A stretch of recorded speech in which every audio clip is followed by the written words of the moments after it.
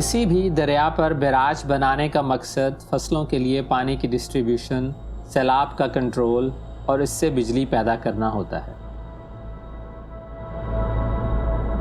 दरियाए सिंध पाकिस्तान का सबसे बड़ा दरिया है।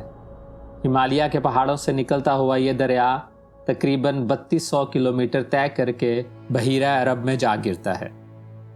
इस दरिया पर 6 बैराज मौजूद हैं, जिनमें से 3 सूबा पंजाब और 3 सूबा सिंध में हैं।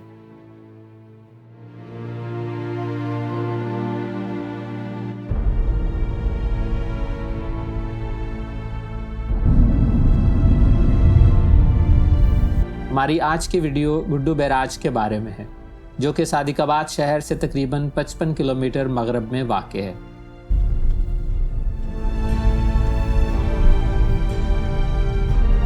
सुबह सुबह गुड्डू के दोस्तों के साथ हम इस बैराज की तरफ रवाना हुए।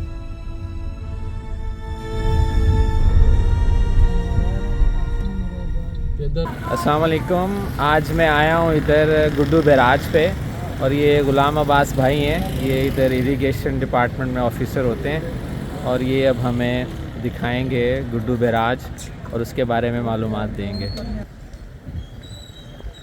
ये यहाँ पे नेम प्लेट लगा हुआ है इसका इनॉग्रेशन का, कि फील्ड मार्शल अयूब ख़ान ने 1963 में 1 मार्च को गुड्डू बैराज का इफ्तिताह किया। और मेरे ख़्याल में ये वाला जो बोर्ड है ये काफ़ी नया है, और ये शायद ओरिजिनल बोर्ड है जो क्रेविंग के साथ है। 4 नहरें निकली हैं सर। एक तो है BS फीडर, बेगारी सल फीडर, दूसरी है डेजर्ट पट फीडर, और लेफ्ट साइड पे ये बोट की फीडर है, और वो दूसरी है रेनी कैनाल।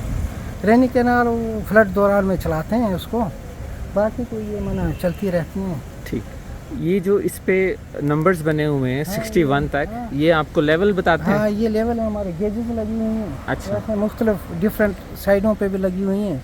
ये अप स्ट्रीम है हमारा, वो डाउन स्ट्रीम है। ठीक। अभी इस वक्त बैराज का जो लेवल है, हाँ, ये नॉर्मल लेवल है, हाई है, लो है? तो पानी है ही नहीं है ही नहीं। 14,000 करीब चल रहा है। अच्छा। हमारे पास 2800 डाउन स्ट्रीम में चल रहा है इस टाइम। ठीक। हम अपने ये जो हमारी नहरें हैं ना, ये गंदम का पानी चल रहा है इस टाइम। ठीक। जनवरी में ना, ठीक, गंदम का पानी देते हैं। ठीक ठीक ठीक। बैराज का ये मेन मकसद पानी को रोकना है, या आप यहाँ पे बिजली बना रहे हैं, क्या कर रहे हैं मतलब? ये तो डिस्ट्रीब्यूशन ऑफ वाटर है सारा। अच्छा। हाँ, ये डैम नहीं है? हाँ, डैम नहीं है।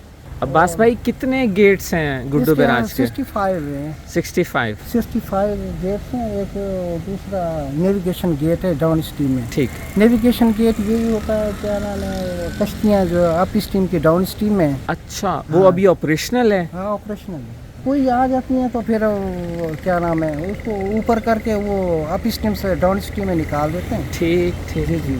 और ये आपको पहले इन्फॉर्म करते हैं आने से पहले, मतलब आपकी कोई तैयारी होती है, क्योंकि उसमें तो आप पानी भरना होता है? हाँ, तैयारी होती है। वो क्या नाम है, उसके माना इलेक्ट्रिक से ऊपर होते हैं गेट। अच्छा। डाउन स्ट्रीम वाला बंद करेंगे ये क्या, ताकि प्रेशर ना हो, उसको नुकसान ना हो, इस वजह से। और दिन में कितनी कश्तियाँ, या ये तो किस्मत से आता है। अच्छा, किस्मत से, मतलब ये फुली ऑपरेशनल नहीं है? वो जब कहते हैं तो हम उठा के निकाल देते हैं सर। ठीक है। ठीक ठीक ठीक। अप स्ट्रीम से डाउन स्ट्रीम में। ठीक ठीक ठीक। और गुड्डू में तो वैसे वो भी है, पावर प्लांट भी है? वो तो आगे है सर। अच्छा, लेकिन उसका बैराज से कोई ताल्लुक नहीं? बैराज से पानी ले रहे हैं ना, वो माना वो क्या ना, पन बिजली भी है ना सर। अच्छा, वहाँ पे? जी जी। ठीक। साथ में माना वो उनके वो लगे हुए हैं। सही सही। इसका मतलब है कि गुड्डू बैराज का बहरहाल बिजली बनाने से भी कुछ ना कुछ ताल्लुक है जरूर। हाँ, चैनल लगे हुए हैं, वो बिजली पन बिजली बन रही है।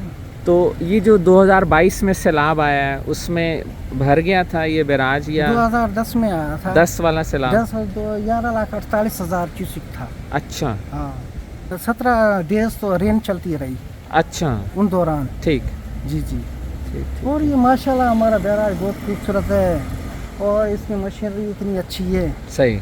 और ये जो ऊपर पड़ी हुई है ट्रेन, ये भी मैंने देखा है, ये इसके ऊपर रेलिंग के लिए, सामान के लिए? नहीं, ये वैसे घूमने वाले हैं। अच्छा। हमारे चिफ साहब ने लगाई। अच्छा अच्छा घूमने अच्छा वाले अच्छा हैं। टूरिस्ट वगैरह के लिए। जी सर। तो ये ऑपरेशनल है कि नहीं अभी? ऑपरेशनल। अच्छा। जी, जी। आप यहाँ पे आएँ गुड्डू बैराज और आप बैराज की ट्रेन पे सैर करना चाहें तो बिल्कुल उसकी परमिशन लेके, इजाज़त लेके, ये ऑपरेशनल है। बहुत खूबसूरत एक डब्बे की ये ट्रेन है, तो ये आप ज़रूर चलाएं।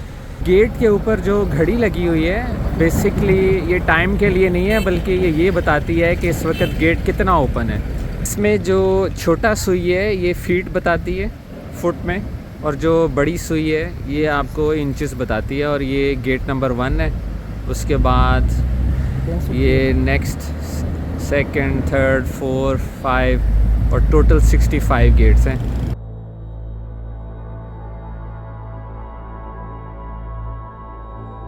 पंजाब की ज़मीनों को सैराब करने के लिए सूबा पंजाब में 3 बैराज मौजूद हैं। सबसे पहले बनने वाला जिना बैराज 1946 में तामीर हुआ। उसके बाद 1958 में तौनसा के मकाम पर दूसरा बैराज बनाया गया और फिर 1971 में तामीर हुआ चश्मा बैराज। इसी तरह सूबा सिंध में बनने वाले दरियाए सिंध पर भी 3 बैराज हैं, जिनमें सखर बैराज जो कि 1932 में तामीर हुआ, फिर कोटरी बैराज 1955 में और सबसे आखिर में बना गुड्डू बैराज 1962 में। इसके बनाने का मकसद था सिंध और बलूचिस्तान की ज़मीनों को पानी मुहैया करना।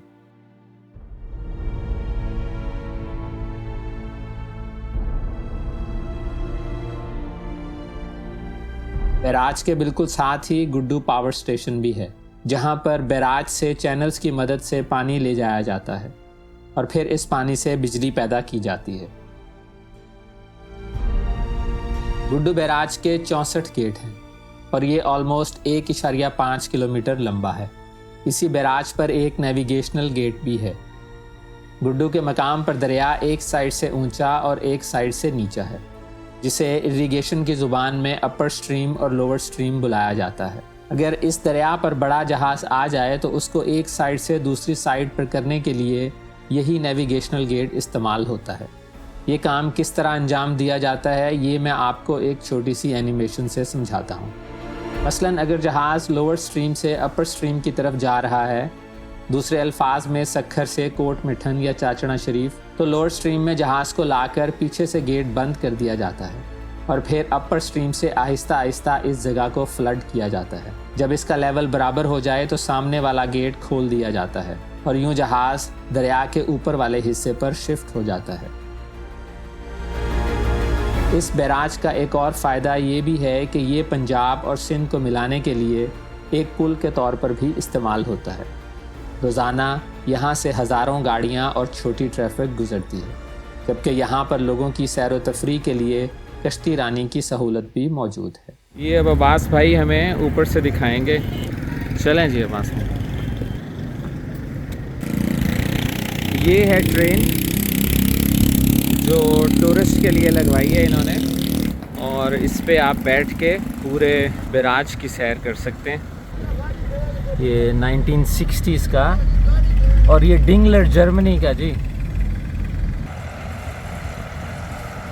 मैं चूँकि जर्मनी में रहता हूँ तो मुझे बहुत खुशी हुई ये देख के कि जर्मन जो मैन्युफैक्चरिंग है उसका हमारे गुड्डू बैराज में और ख़ास तौर पे मेरे शहर सादिकाबाद में के करीब ही इसका इंस्टॉलमेंट हुआ है। बहुत खुशी हुई। अच्छा, ये हर गेट के साथ एक यूनिट लगा हुआ है। अभी मैं आपको दिखाता हूँ मोटर जो बेसिकली इसको चलाती है। लेकिन अभी अब्बास भाई ने मुझे बताया कि ये जो लगे हुए हैं 3 अदद पुलियाँ इसके साथ, ये मैनुअल लिफ्ट करने के लिए है गेट को। तो 3 लोग बेसिकली एक साथ में इसको घुमाते हैं ताकि अगर बिजली नहीं है या कोई और मसला है तो गेट को हंगामी सूरत में अप किया जा सके। ये हर गेट के सामने इस तरह एक इलेक्ट्रिक बॉक्स लगा हुआ है पावर के लिए, और अभी मैं आपको दिखाता हूँ इनकी मोटर आगे जाके। वो मोटर यहाँ पे अटैच हो जाती है और फिर उससे ये ऑटोमेटिक लिफ्टिंग के लिए ये यूज़ होता है। ये जो ट्रैक है ये बेसिकली टूरिस्ट ट्रेन के लिए भी यूज़ होता है, और ये जो इलेक्ट्रिक मोटर है उसका जो स्टैंड है या उसकी आप इंजन कह लें या बॉक्स कह लें, उसको भी मूव के लिए ये इस्तेमाल करते हैं। ये है अब इलेक्ट्रिक मोटर। ये देखें, ये इसके अंदर मोटर लगी हुई है इलेक्ट्रिक ट्रॉली के अंदर। मिसाल के तौर पे अब इस वक्त हम मौजूद हैं 6 नंबर गेट के सामने। तो 6 नंबर गेट को अगर उन्होंने उठाना है तो ये ट्रॉली यहाँ पे लेके आएंगे। सामने इलेक्ट्रिक बॉक्स है, यहाँ से कनेक्शन लेंगे मोटर का, और ये जो मोटर की शाफ्ट है ये बेसिकली फिट होगी आपकी इस जगह के अंदर गेट के, और फिर यहाँ से ये इसको घुमाएगा।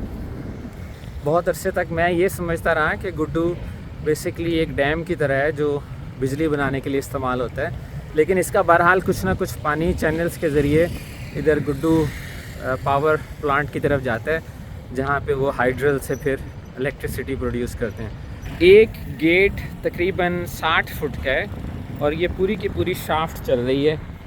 अगर आप गौर से देखें तो यहाँ से आपको अंदाज़ा हो रहा होगा शाफ्ट घुमाने के लिए।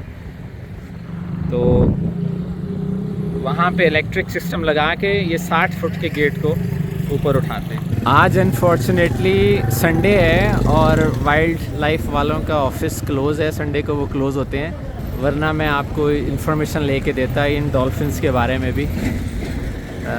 आम तौर पे वैसे बैराज पे फ़ोटो खींचना मना है। इसकी वजह यह है कि नीचे पानी बहुत तेज़ बहाव होता है और लोग बेहतियाती करते हैं, एहतियात से काम नहीं लेते, और कुछ यहाँ पे हादसात हुए हैं कि लोग गिर गए हैं सब दरिया में, तो उनकी जानें ज़ाया हुई, जिसकी वजह से यहाँ पे सख्ती से मना किया हुआ है कि यहाँ पे आप वीडियोज़ या फ़ोटोज़ नहीं ले सकते। अदरवाइज़ कोई और कंसर्न नहीं है यहाँ पे।